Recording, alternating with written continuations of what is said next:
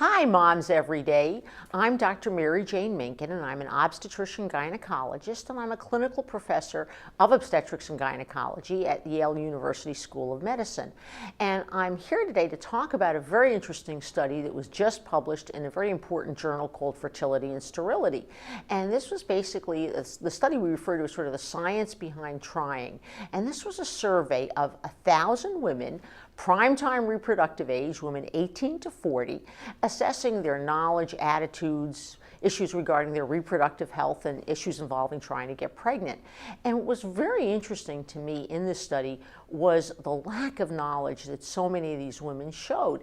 And it's sort of very interesting. So let's just talk about some of the findings that we came across, which at least I thought were very interesting.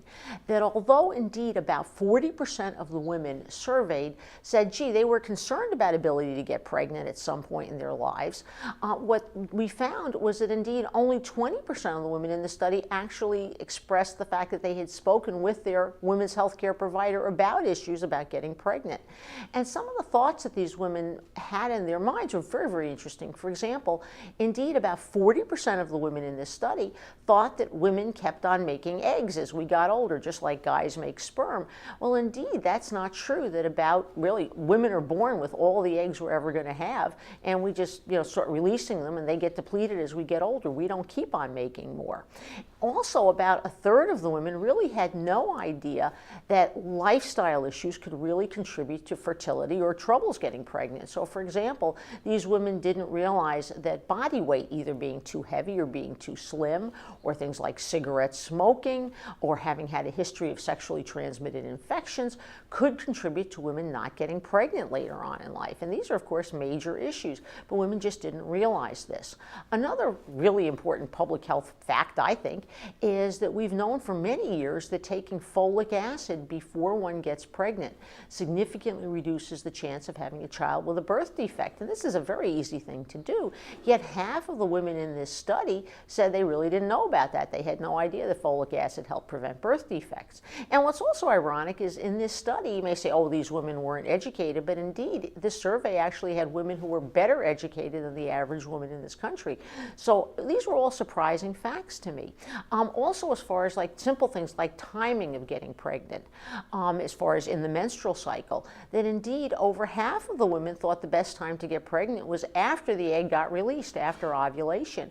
And indeed, we know that's not true. The best time to get pregnant is right before you ovulate, not after you ovulate. And there are ways to figure these things out. Women didn't realize that. So there's a lot of non-knowledge out there, which I think that we could work on as healthcare providers. So you may say, well, what can we do? Well, again, I think the most important thing is to take really good care of your medical health, which translates to me to being good reproductive health. Issues like trying to maintain an ideal body weight, not smoking, not drinking, not taking drugs. All these things are very important for your reproductive capacity.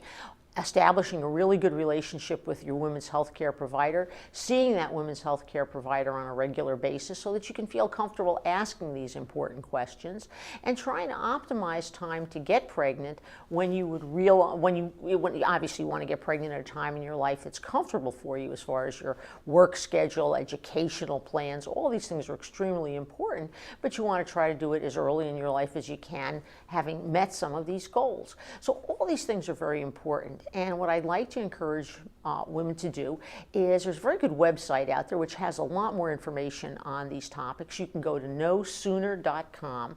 A lot of important information out there that I think you'd find interesting and helpful. So thanks for taking time out of your day to be with me today.